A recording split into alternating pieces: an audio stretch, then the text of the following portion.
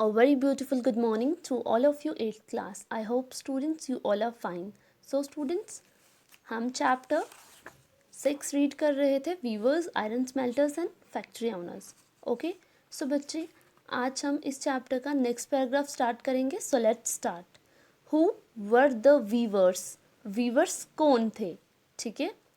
Weavers often belonged to communities that specialized in weaving. Their skills were passed on from one generation to the next.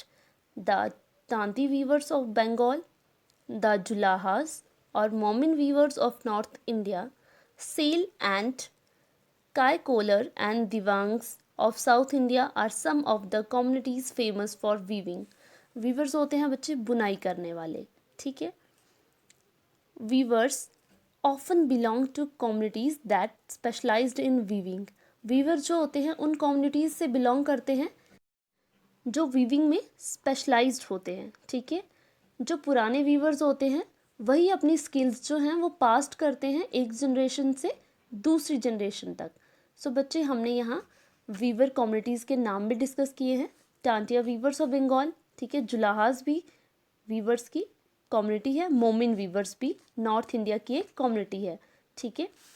The first stage of production was spinning, a work done mostly by women.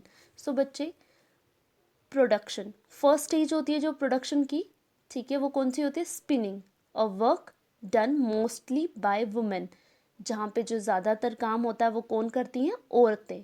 The charkha and the takli were household spinning instruments.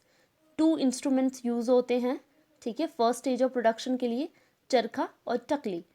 The thread was spun on the charkha and rolled on the takli. So बच्चे धागा जो है उसको चरखे पे बनाया जाता है, स्पन किया जाता है और उसके बाद उसको रोल किया जाता है टकली पे. When the spinning was over, the thread was woven into cloth by the weaver. जैसे जैसे वो घूमता है, जो थ्रेड होता है वो बुनने स्टार्ट करता है और वो एक कपड़े की शक्ल ले लेता है. ठीक है. In most communities weaving was a task done by man. So बच्चे बहुत सारी कम्युनिटीज़ में जो वीविंग का टास्क होता है वो कौन करता है? मैन करते हैं. ठीक है. और जो फर्स्ट स्टेज ऑफ प्रोडक्शन है उसमें स्पिनिंग का काम कौन करता है? औरतें करती हैं. For coloured textiles the thread was died by the dire. ठीक है. अब कपड़े को कलर में लाने के लिए तो थ्रेड जो होता है, जो धागा होता है, जो स्पिनिंग में जो चरखा पे स्पन किया जाता है धागा, उसको क्या किया जाता है? उसको डाई किया जाता है. ठीक है. By the dire. डायर उसको डाई करता है, नाउन एज रंगरेज, जिसको क्या कहा जाता है? रंगरेज. For printed cloth the weavers needed the help of specialist block printers known as chhipigars. So बच्चे प्रिंटेड क्लॉथ को वीव करने के लिए, ठीक है, वीवर्स को क्या चाहिए? एक स्पेशलिस्ट ब्लॉक चाहिए जिसको क्या कहा जाता है? चिपीगर्स. Handloom weaving and the occupations associated with it provided livelihood for millions of Indians. So बच्चे जो ये वीविंग का काम है इसकी वजह से बहुत सारे इंडियंस को ऑक्यूपेशंस मिली हैं, ठीक है, जिससे वो पैसा कमा सकते हैं और अपने घर उस टाइम पे चला सकते हैं. ठीक है. और बच्चे आप फिगर 9 में देख पा रहे हो, ठीक है, इसमें क्या बताया है? टांटा वीवर ऑफ बंगाल, बंगाल के वीवर दिखाए हुए हैं, ठीक है, जिनको पेंट किया है बेल्जियन पेंटर ने, सॉल्वेंस ने. कब किया था? 1790s में. ओके. एक और टर्म है अनुरंग, a Persian term for a warehouse, जहाँ पे सारे सामान को रखा जाता है, वेयर हाउस, उसको क्या कहा जाता है? अनुरंग. A place where goods are collected before being sold. बेचने से पहले, ठीक है, जो गुड्स होती हैं वो वेयर हाउस में रखी जाती हैं, उसी वेयर हाउस को क्या कहा जाता है? अनुरंग. Also refers to a workshop, और उसको हम वर्कशॉप भी कह सकते हैं. ओके. सो बच्चे अनुरंग जो वर्ड है, ठीक है, आपको जो स्कूल से प्रिंटेड नोट्स मिले हैं उनकी ग्लॉसरी में भी आपको वर्ड मैंने करवाया है अनुरंग. ओके. सेकेंड पैराग्राफ है बच्चा, the decline of Indian textiles. The development of cotton industries in Britain affected textile producers in India in several ways. So बच्चे कॉटन इंडस्ट्री की जो डेवलपमेंट हो रही थी ब्रिटेन में, ठीक है, वो इंडिया के टेक्सटाइल प्रोड्यूसर्स को बहुत ज़्यादा अफेक्ट कर रही थी. First, Indian textiles now had to compete with British textiles in the European and American markets.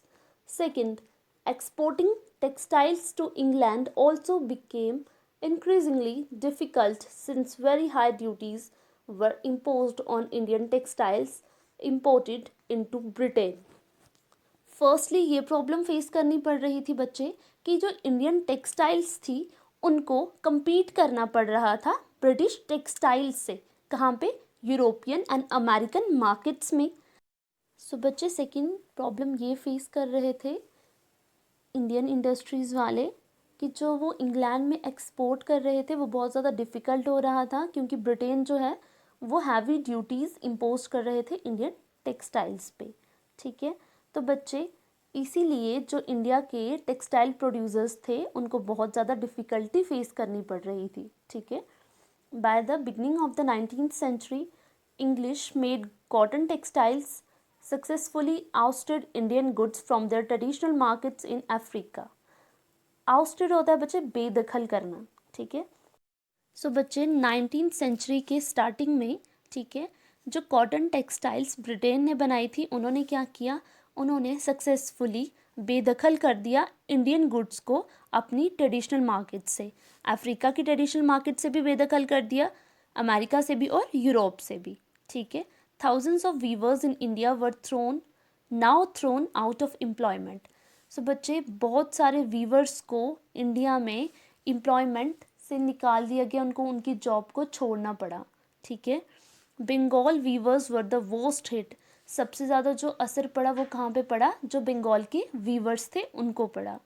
English and European companies stopped buying Indian goods and their agents no longer gave out advances to weavers to secure supplies. Distressed weavers wrote petitions to the government to help them.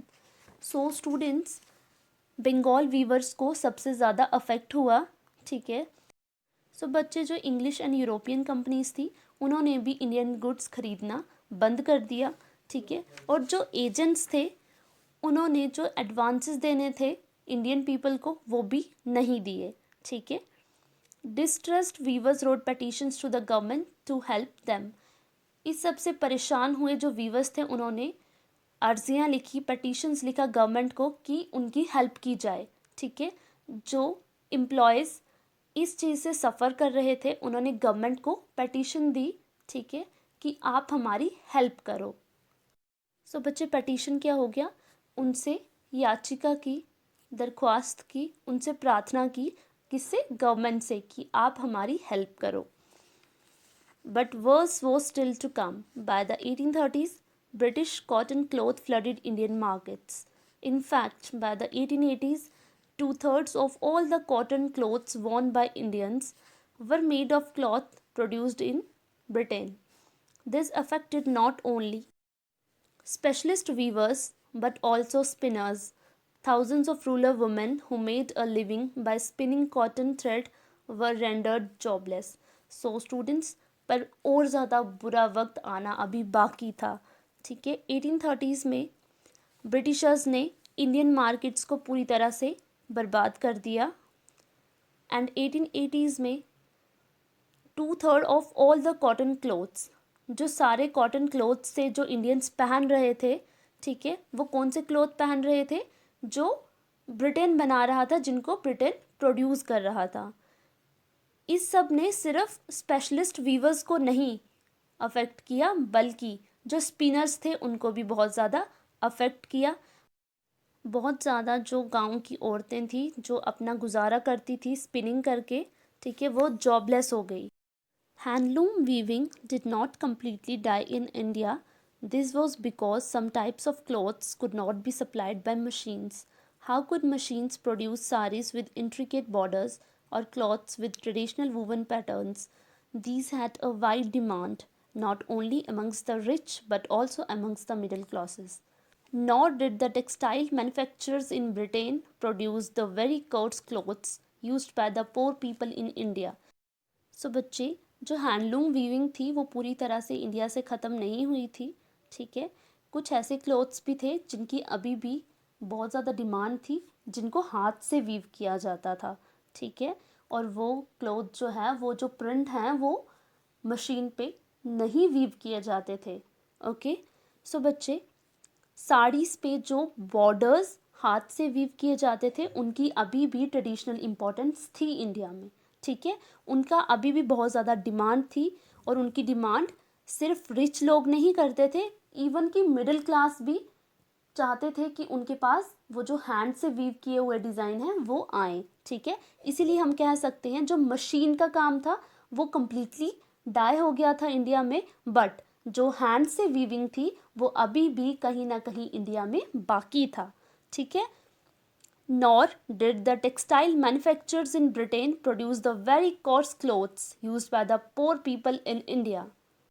Course cloth हो गया बच्चे खुरदरा कपड़ा, ठीक है। जो बच्चे Britain के producers थे वो इंडिया के गरीब लोगों के लिए बहुत ज़्यादा खुरदरा कपड़ा प्रोड्यूस कर रहे थे, ठीक है। You must have heard of Sholapur in western India and Madura in South India. These towns emerged as important new centers of weaving in the late 19th century. Later, during the national movement, Mahatma Gandhi urged pupils to boycott imported textiles and use hand-spun and hand-woven cloth. Khadi gradually became a symbol of nationalism. The charkha came to represent India, and it was put at the center of the tricolor flag of the Indian National Congress adopted in 1931. So बच्चे, आपने सुना होगा कि western India में Sholapur and Madura South India में, ठीक है, ये जो दो टाउन्स थे वो इम्पॉर्टेंट सेंटर्स थे वीविंग के, कब? लेट 19th सेंचुरी में। ओके, एंड बच्चे, during the national movement Mahatma Gandhi ने कहा जो हम ब्रिटेन से इंपोर्ट कर रहे हैं चीज़ें उनको हमें बाइकॉट करना चाहिए, हमें उनको यूज़ नहीं करना चाहिए। ये मैंने आपको नेशनल मूवमेंट चैप्टर में भी बताया था, ठीक है। और उन्होंने कहा हमें हाथ से बनाया हुआ खुद जो हम कपड़ा बनाएंगे वही यूज़ करना चाहिए, हमें सारी जो अंग्रेज़ों की चीज़ें हैं उनको बाइकॉट कर देना चाहिए, ठीक है। Khadi gradually became a symbol of nationalism, and बच्चे, खादी को सिंबल माना गया नेशनलिज्म का, ठीक है, राष्ट्रवाद का। सो बच्चे, चरखे पे लोगों ने कपड़ा बनाना स्टार्ट किया, ठीक है, और चरखे ने ही इंडिया को रिप्रेजेंट किया। इसीलिए जो चरखा था उसको ट्राइकलर फ्लैग, जो हमारा इंडिया का फ्लैग है, उसके सेंटर में रखा गया, सेंटर प्लेस मिली किसको? चरखा को। आप देखते हो ना 24 व्हील्स होते हैं, ठीक है, फ्लैग में, वही। एंड बच्चे, ये इंडियन नेशनल कांग्रेस ने कब अडॉप्ट किया था? 1931 में। ओके, सो बच्चे, चरखा ने इंडिया को रिप्रेजेंट किया, and finally Indian national Congress ने ये डिसीजन लिया कि जो इंडिया का नेशनल फ्लैग है उस पर चरखा बनाया जाएगा। जो आप सेंटर में व्हील्स देखते हो ना 24, वो चरखे को ही रिप्रेजेंट करता है, ठीक है। What happened to the weavers and spinners who lost their livelihood? उन वीवर्स और उन स्पिनर्स का क्या हुआ जिन्होंने अपनी जॉब्स खो दी थी, ठीक है, ब्रिटेन की वजह से, ब्रिटिशर्स की वजह से। Many weavers became agricultural labourers, some migrated to cities in search of work, and yet others went out of the country to work in plantations in Africa and South America. Some of these handloom weavers also found work in the new cotton mills that were established in Bombay, now Mumbai, Ahmedabad, Sholapur, Nagpur and Kanpur. So बच्चे, बहुत सारे जो viewers थे वो labourers बन गए थे, ठीक है। कुछ जो थे वो माइग्रेट हो गए, शिफ्ट हो गए सिटीज़ में काम की तलाश में, और बच्चे कुछ लोग कंट्री से बाहर चले गए काम करने के लिए प्लांटेशंस में, ठीक है, अफ्रीका चले गए, साउथ अमेरिका चले गए। कुछ हाथों से बुनाई करने वाले वीवर्स ने न्यू कॉटन मिल्स जो ओपन की गई थी बॉम्बे में, ठीक है, जिसको अभी मुंबई कहा जाता है, वहाँ पे काम करना स्टार्ट किया। अहमदाबाद में जो कॉटन मिल्स थी जो न्यू ओपन की गई थी वहाँ पे काम करना स्टार्ट किया।